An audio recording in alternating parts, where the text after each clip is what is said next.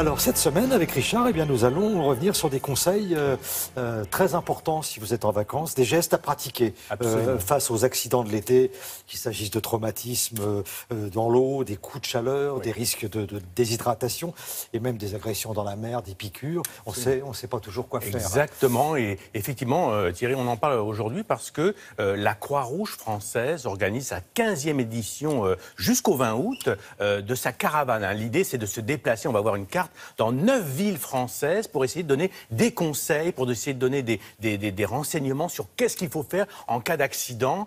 Par exemple, elle sera, cette caravane, mercredi 3 août et jeudi 4 août à Dinard. Et donc, on pourra recevoir des conseils. Et c'est pour nous aussi l'occasion, on voit cette carte, vous êtes dans toutes ces régions, n'hésitez pas à y aller parce que c'est parfois utile. Et c'est pour nous l'occasion d'essayer de voir un peu qu'est-ce qu'il faut faire de façon spécifique face à des accidents qui ont lieu autour de la plage ou même dans l'eau. Et pour ça, on est allé voir le médecin conseiller national de la Croix-Rouge qui nous donne des réponses très concrètes, très pratiques qu'on peut utiliser si d'aventure on est confronté à ce type de situation. Regardez.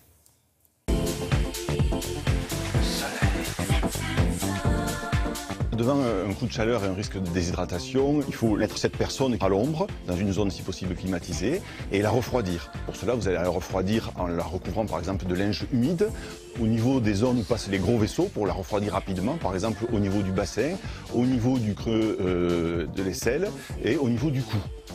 Et ensuite, il faut leur faire boire de l'eau, et si vous pouvez rajouter un peu de sel et du sucre, ce qui permet à l'organisme de retenir l'eau, et c'est beaucoup plus rapide pour réhydrater quelqu'un.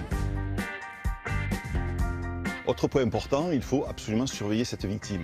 En effet, si elle présente des céphalées, si elle a une peau sèche, si elle est affaiblie et surtout si elle présente des nausées et des vomissements, et donc vous ne pourrez pas la faire boire, il est absolument essentiel de demander un avis médical. Pour cela, vous composez le 15, vous serez en communication avec un médecin, il vous donnera des conseils et si c'est nécessaire, envoiera des moyens médicaux pour prendre en charge la victime.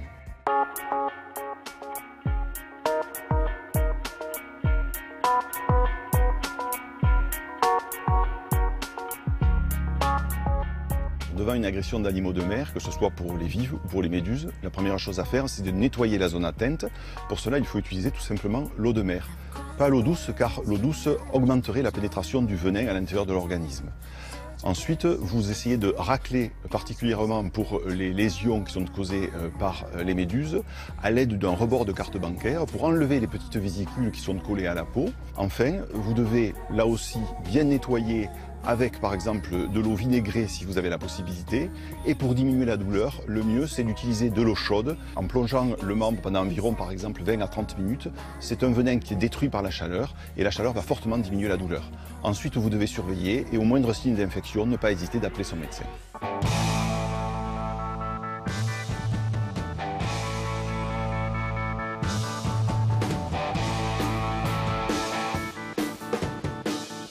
Le risque, bien sûr, du traumatisme qui survient dans l'eau, c'est que secondairement peut survenir une noyade. La conduite à tenir, bien sûr, consiste d'abord à extraire la victime le plus rapidement possible de cette zone hostile pour l'amener effectivement sur le bord de la plage et ensuite faire les gestes de secours en fonction de son état. Naturellement, si elle est traumatisée, il faudra éviter de la mobiliser trop et en fonction de son état de conscience, eh bien, on alertera les secours pour effectivement avoir de l'aide et pouvoir la transporter éventuellement à l'hôpital. Donc Richard, si je prends des cours là auprès de la Croix-Rouge, je serai à même de pouvoir pratiquer les gestes qui Exactement. Et puis les premiers cours, c'est aussi pour ne plus avoir peur de pratiquer ces gestes. Se dire, voilà, qu'est-ce que je vais faire? Est-ce que je vais faire mal ou bien? Voilà, donc c'est déjà une initiation et après, on peut poursuivre. Je voudrais rappeler aussi que toutes ces personnes qui ont eu des accidents, des traumatismes, il faut les surveiller pendant quelques heures, quelques jours, parce que si des fois il y a des symptômes qui se surajoutent, il ne faut pas hésiter à consulter, appeler le 15. Alors revenons quand même, parce qu'il y en a que ça peut concerner. Revenons aux méduses. Alors, les méduses, pour l'instant, d'après les informations que l'on a, c'est pas la folie sur les plages actuellement, mais on redoute l'arrivée des méduses compte tenu de la chaleur. Donc là aussi, il faudra faire très attention de surveiller toutes les informations qu'on peut donner sur les plages, parce que, effectivement, les méduses, ça fait mal et ça peut laisser des traces.